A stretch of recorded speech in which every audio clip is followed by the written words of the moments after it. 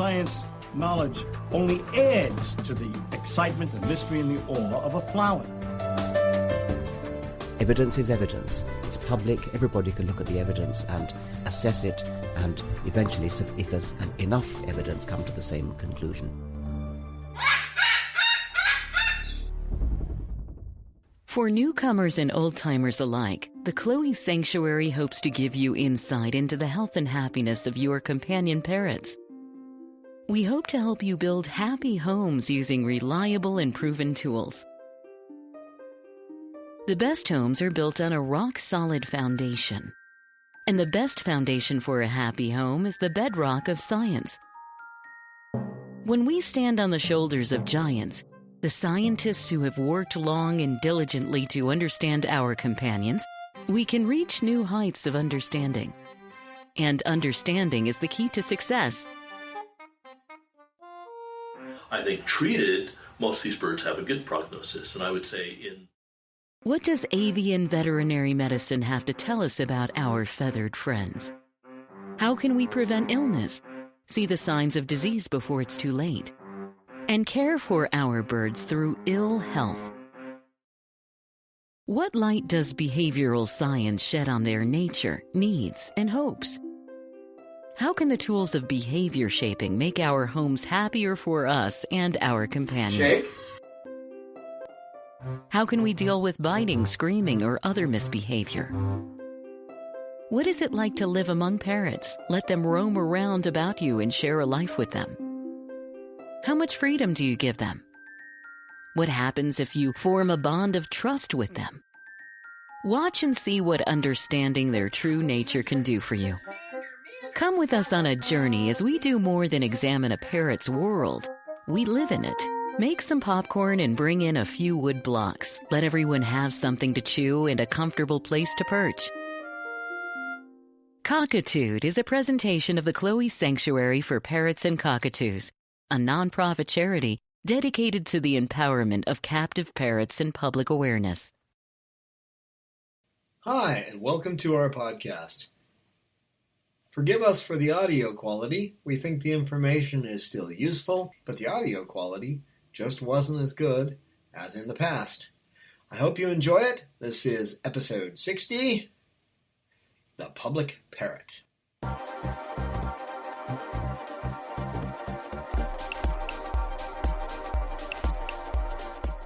Hi, and welcome to Cockatoo.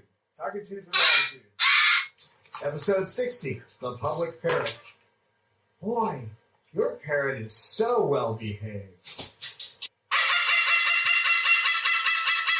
Yeah. One of the things that I get, and I'll give you an example, that Dr. Young in San Marcos at the Discovery Valley Animal Hospital, when I take a bird to him, he almost always, without thinking, says, boy, this bird is so well behaved, and then he thinks, oh yeah, that's right, it comes from the Chloe Sanctuary. Hello. Hello, Mander. What you saying up there? Hello. It's very similar to what, you go somewhere and you see these kids with these parents, and the kids are so well behaved and they're polite, and say yes sir and no sir, and yes ma'am and no ma'am. They're not constantly begging for stuff, and they're just generally perfectly behaved.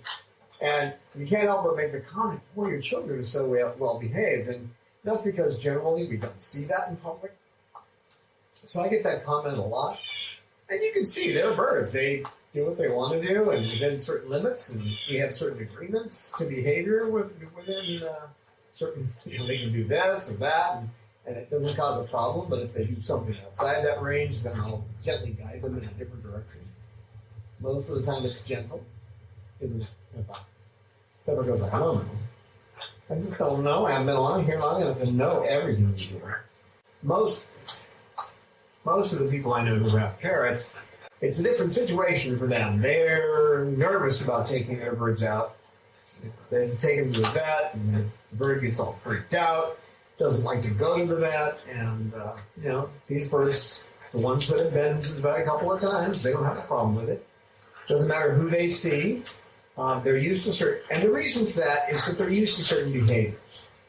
And also I have a certain mindset. So we're going to go through that. How I got them used to the idea of being handled by others. How I got used to the idea of them being handled by others. Okay? Because you have to get used to that idea to yourself. If your attitude when you're approaching the situation is you're afraid, A, you're going to bite the person, or the person's going to hurt them somehow, if those things are in your mind and you aren't prepared to deal with situations, then you're more likely to have problems.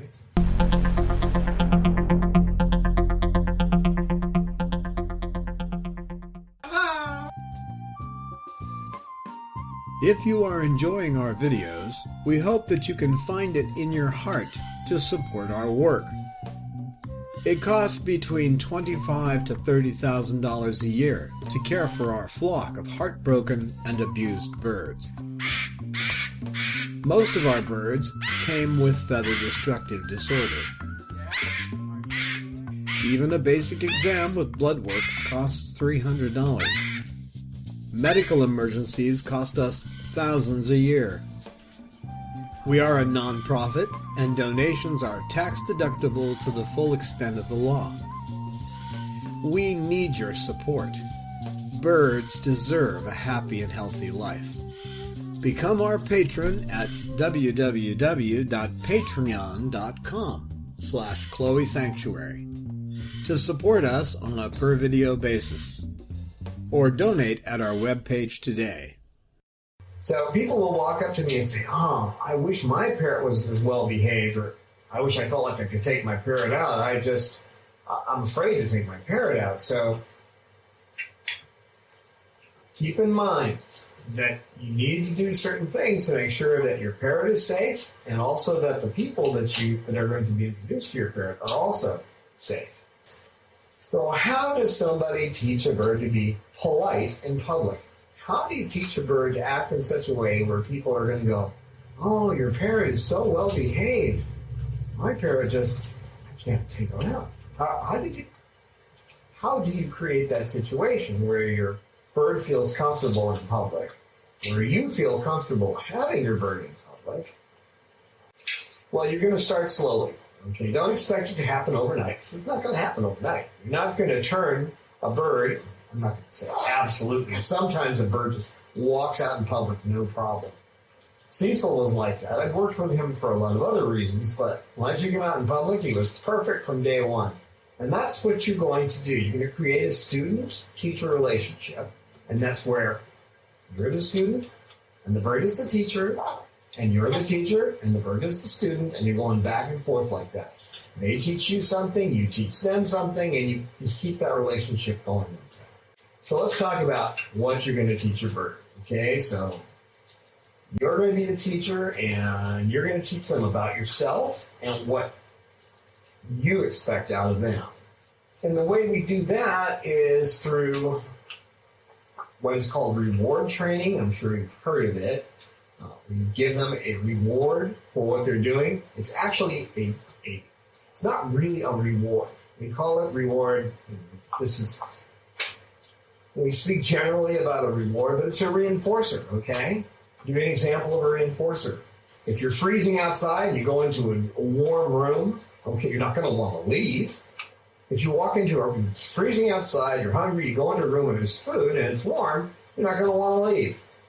So your behavior is going to be exemplary if you want to stay in there. You're certainly not going to upset anybody or try to get someone mad at you so that they kick you out of the room.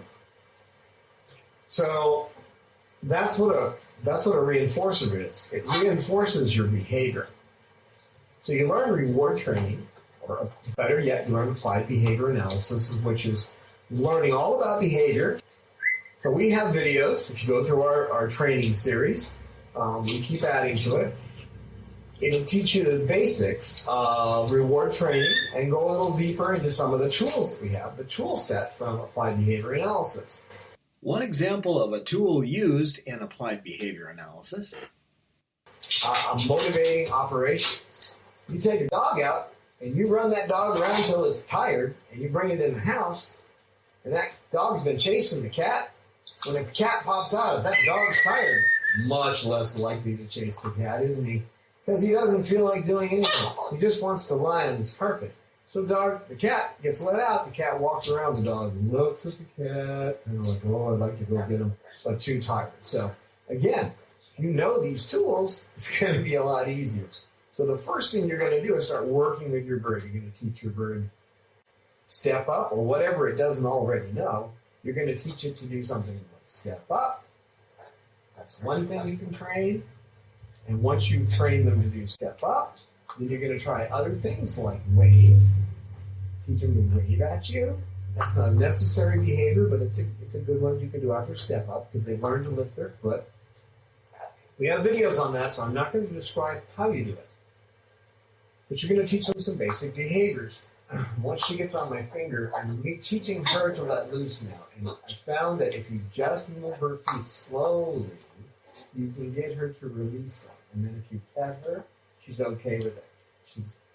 She's clingy, and who knows why, but she's clingy, so this is how I deal with it. Making her feel comfortable, slowly releasing her feet. You don't want to pry her loose. She doesn't care much for that. Sometimes you have to, but if you're in a hurry because you've got another bird in the situation, you may have to. So other behaviors you're going to teach. This one she hasn't really learned, but I'm working on it, which is just touch under the wings and you spread the wings. Okay? Touch here and spread the wings. I'm not going to flip her over, but Bob, I need you for an example. Another behavior you can teach is simply to flip over. Flip over, Bob. Hi, Bob-a-doo. Good boy. Came right back where he was, and goes back to what he was doing. So, what you're doing by teaching them things is you're giving their mind something to do. You're keeping their mind occupied, which is good for them. Some people think, well, it's just turning them into a circus animal. Well, some people do it for that purpose. But can you imagine if your mind wasn't engaged at all? If you just sat in front of a television all day, watching old reruns of some black and white television show from the 50s, your mind would vegetate. Well, you got to keep our minds busy. But it isn't just that. In this case, it's a social reaction. It's a social interaction. You are interacting with the bird in such a way that it learns about you, how you act, and you learn from them. You learn how they react. That situation is going to reverse at times too, where they're going to be doing something and you're going to be looking at it and you're going to react to it. Okay, they're going to be a good example when the first time Chloe climbed down my chest, turned her head and almost put her face on something she wanted. I mean, that's how much she had to do to get me to realize she wanted something. That was the beginning of her training. Now all she has to do is look at it like this. And I know she wants it. Or if she does that, she does it. This training, this interaction will help you to feel comfortable with your bird. You'll learn about your bird while you're training it, and it will learn about you. Peaches is an amazing personality. Her daily maintenance requires dedication and mindfulness. She requires 2 forms of medicine, 7-course meals, and effort to entice her to eat. Extensive preening every day, special tools to trim nails, constant attention to her vocalizations, daily walks, and twice yearly checkups due to the possibility of impacted feather follicles and the nature of her spinal injuries. It seems a common misconception among the general public that parrots are like toys in a toy box. Nothing could be further from the truth. They are complex creatures. Recently, scientific studies have shown them to be at least as intelligent as chimpanzees. Every captive parrot needs special humans who will dedicate themselves to understanding them, those who know their species as it lives in the wild, special people that understand their social, mental, and physical needs. They need to be understood for what they are, and not as merely human companions, as circus performers to bring smiles. Peaches needs all this and more. She is our special girl. Will you help us care for Peaches? Please make a donation today at our website, chloesanctuary.org. That's spelled CHLOESANCTUARY.org. As a special thank you for your donation, we will joyfully send you a postcard with Peach's happy face.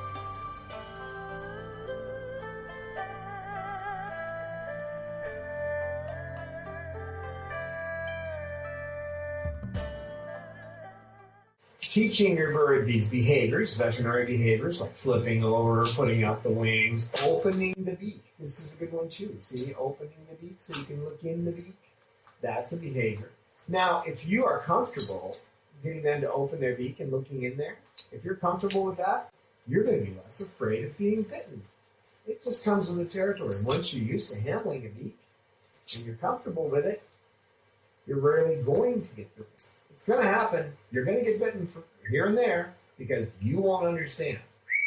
You won't see it. They could be putting out signals like a supernova, and we just don't see them because they live in a different mental world than we do. They construct the world differently.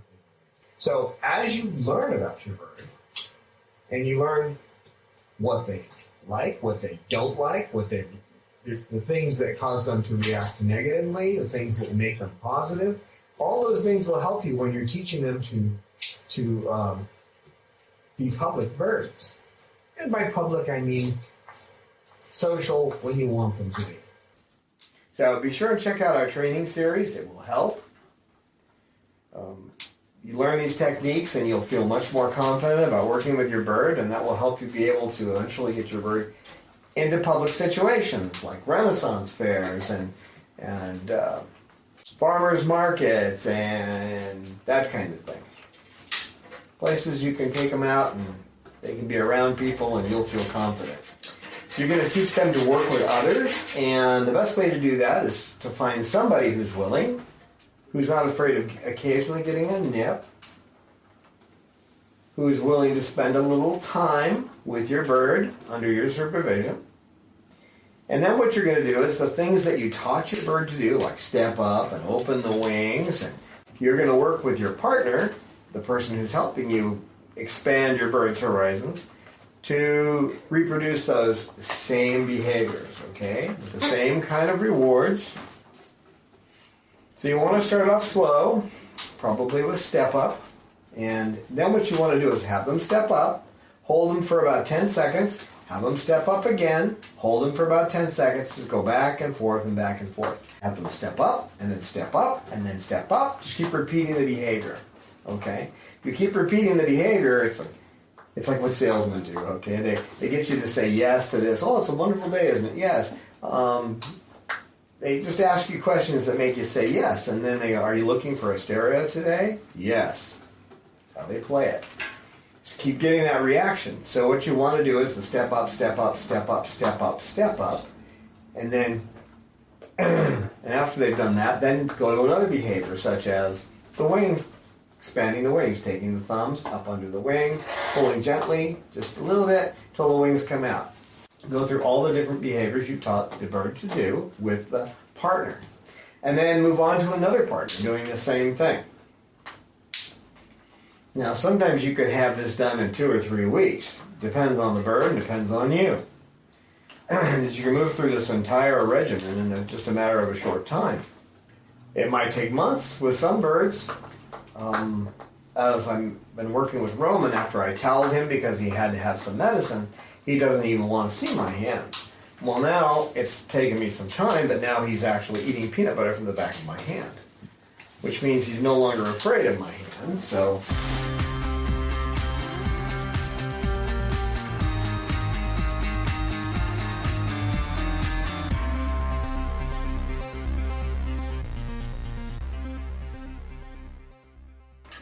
there's things you have to teach yourself, too.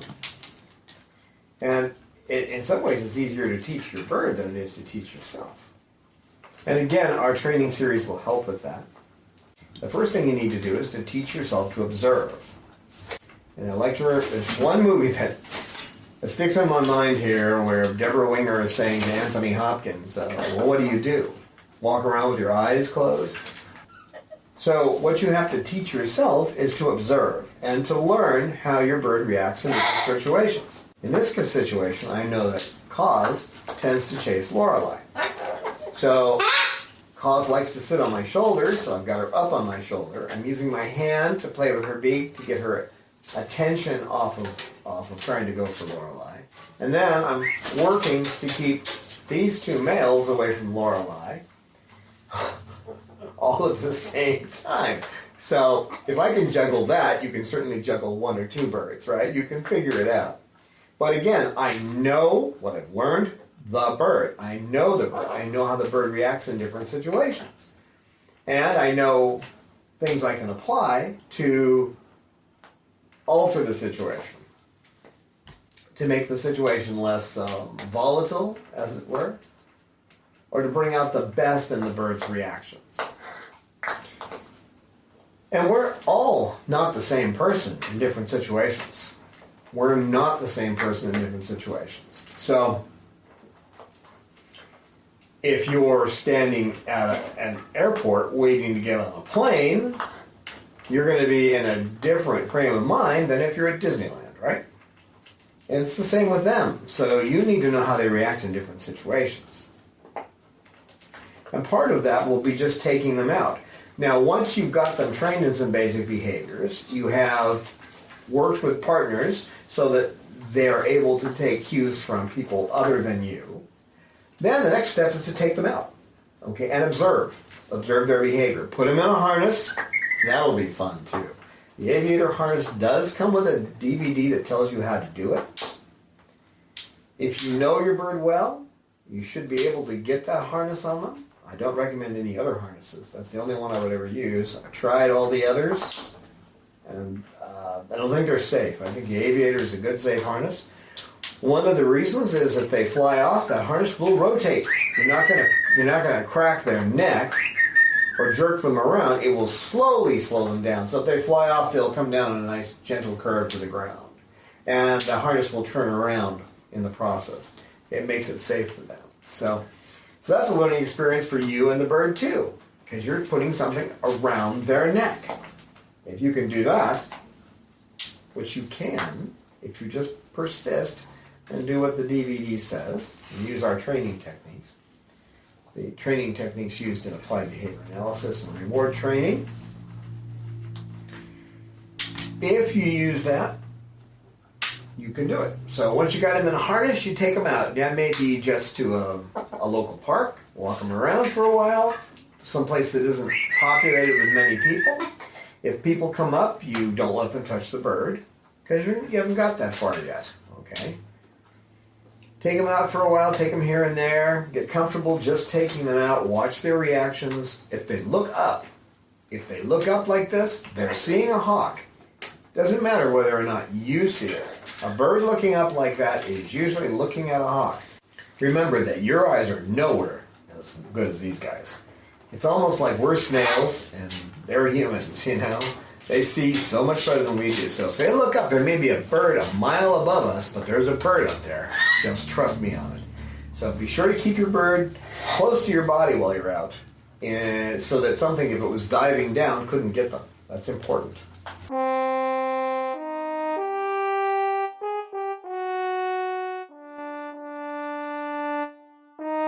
It is ignorance of Bob's nature that turned Babaloo into a living gargoyle.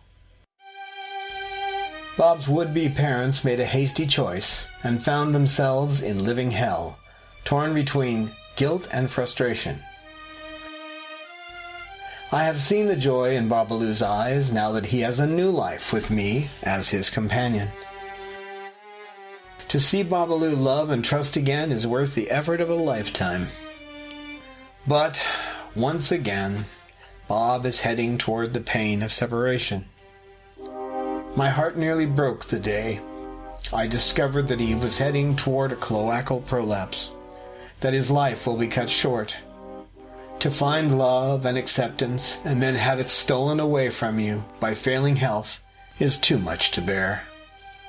We can slow the progress of his failing health, but we can't stop it. He will need several surgeries, and eventually Babaloo will die. We want to give him the best possible life until that day. His surgeries will become progressively more expensive over time. Won't you please lend Babalu a hand and donate to his medical fund today? Our donation button is on our webpage at www.chloesanctuary.org. Just be sure to say, "For Bob," in the notes when you donate.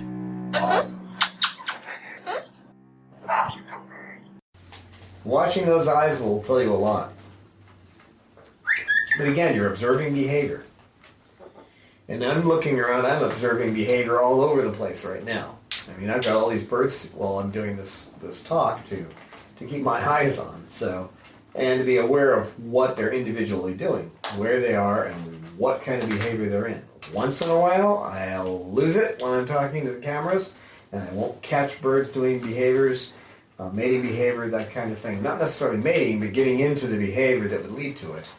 I'll miss it because I'm focused on trying to describe something. Not that they don't see me doing that and use it to their advantage. So once you've had them out and you feel comfortable that you know how they'll react in different situations, and people have come up, you haven't let them be handled, but people have come up and you've shown them the bird and you've watched your bird's reactions, then you're ready to bring in one of the partners who was training with the bird and bring them along. And have them carry the bird for a while, and then you carry the bird for a while, and back and forth. So your bird gets used to the idea that different people can hold it. I'm not saying you have to do this. You don't need to take your bird out and let them get handled. It's not something you have to do. But the socialization is good for them, and it makes them more likely to be able to be handled by people, and in the long run, they live so long, that's a good trait for these birds to have.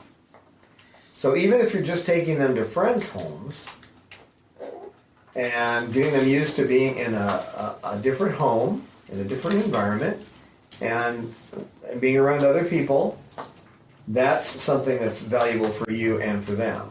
You don't want a bird that's so totally fixated on you. You don't want to be a little god that has your worshiper, right? If you want that, you can get a dog. Okay? You want some animal that's just going to go, "Oh, you're the greatest thing in here." Well, then get a dog. But these guys, you want them to have the freedom to interact with everybody and to form their own relationships. And Peaches has her friendships with people. Cecil has his friendships. Cause does too, and Bob. It's important to see their actual behavior, not just what you think. So you shouldn't be, this is part of our training videos, but you shouldn't be going, "Oh, my bird just hates people today. Doesn't want to talk to anybody." No, your bird is, you describe the behavior when people come up, they turn away, they look away, they look like they're trying to get away, or they lean forward and open their beak, lunging. Those are the kind of behaviors you can describe. Don't assign emotions to them. They have them, but you can't tell what they are. Always observe the behavior. You'll learn something every day if you do. Now you need to practice dealing with situations too. So imagine, this is not something you do with a partner, okay? This is something you do, like you're handing the bird out. And in your mind, you take the bird and you put it out like it's going to step up. Now, in your mind, you imagine that the person who has their arm out pulls it away because they're afraid of being bitten. So you think, well, the first thing I've got to do is tell the person that my bird will often now he's getting too wild, all this stuff here. My bird will often open its beak and put its beak down on your arm to come over. Hey, my bird doesn't have arms. It's got to do something. And if it's a long reach, it's not going to be able to reach its feet over. It's going to put its beak down. So if they get their arm closer, the bird will step right over, and that solves that problem. So what you do is you try to tell them, "I'm going to put the bird very close to you, right? I'm going to put my arm right next to yours, and the bird's going to walk over." Just tell them that, okay? Sometimes your bird will still put its beak down. That's just what they do. Now, if that person pulls away, you have to know what to do. So what I'll do is I put like my arms like this. In case something happens, I have this arm here to catch the bird, okay? The question here is not so much that you trust the other person, but you trust yourself that you have the right responses, okay? if they say, does your bird bite? Say, well, hasn't bitten anybody in a long time. Or, it's very rare that it ever happens. But you want to let people know that potential is there, that there could be a bite. Okay? In some places you will need, if you're going to take your bird out, you're going to need to have a release. Carry a release around with you. So, you want to hold my bird? No problem. Sign this release, medical release, in case you get bit. That'll turn most people off and they'll walk away. I don't generally have to do that anymore. So you need to know what you're going to do in different situations. Let's say your bird becomes scared and it's trying to get away, and you're trying to keep it from getting away, and it reaches down to bite you. Well, if you twist your arm in the same direction they're coming with the bite, they have to step back, and that stops it. So, again, know what you're going to do in every situation. Try to plan it out. Okay? My bird gets scared, tries to fly off. How am I going to deal with it? Even though they're in a harness, if I'm in a situation where it's a lot of people around, I will hold that leash closer to their neck so they can't really get out of my hand. If it's a more open area where there's nobody close, I'll let it loose more so that if they do want to fly off, they can. That depends on the situation, but you want to kind of just plan it out. What if the person pulls their arm away? What if the person's holding them and gets scared and starts to drop them? What if Cecil decides to go sit on their shoulder and they're afraid of having a bird sitting on their shoulder? So you have to overcome the fear of a bite. I've yet to see anyone who's lost a limb. You can get some pretty tough bites. It can happen. But once you learn them and you start working with them, training them, observing their behavior, you'll get to a point where it's not a problem. You're not going to get bit. So at least you're not going to get anything more than a little nip. And 9 times out of 10, they're just trying to get a point across and you're not listening. Right, Kaz? One thing that helps to overcome the fear of being bitten, too, is have a good medical kit. Have everything you need to bandage yourself if something happens. Not only do you need one for them, you need one for yourself. Okay, so the one for yourself should have bandages, big and small bandages, has alcohol swabs, antibiotic. They don't really have anything that's going to affect you unless they had psittacosis, which if you've had them tested, they won't have that. So it's not something you have to worry about. We have stuff on our skin, though, that we don't want punched into our skin. Our own bacteria that lives on us, we don't want that going inside of us. So learn to use a firm voice with compassion, too. If they're doing something, like when I tell Snowball, if I'm not to do something, I'm going to use a firm voice. Remember, these guys have their voices are 125 decibels. They're loud. So you need to be able to respond in a firm way to situations sometimes where you say, no, don't do this, and where they'll pay attention to you. And about 90% of the time, or maybe a little more, that works. So when you're out in the wild, when you're dealing with them and dealing with other people, you should be able to just say no, sharp tone. No. It's got to be something strong so they know that you're serious. And if you can do that with compassion, then you can get them. You can get them to trust you because they're not afraid you're going to do anything that's going to hurt them. But they'll also listen. So. But you need to have something else you need to have when you go out. If you run into a situation and there's someone you don't want to handle the bird, and they're acting in ways that are improper, you can just put your hand out and tell them step up and get them off that person and turn and walk away from the person. I've had to do that only twice. And when it was obvious that the person who was involved was just a jerk. I don't know how else to say it. I just went and said, step up, grab the bird out of their hands, and then just said, I'm out of here, bye, and just left them. So you have to be able to be ready to handle situations like that.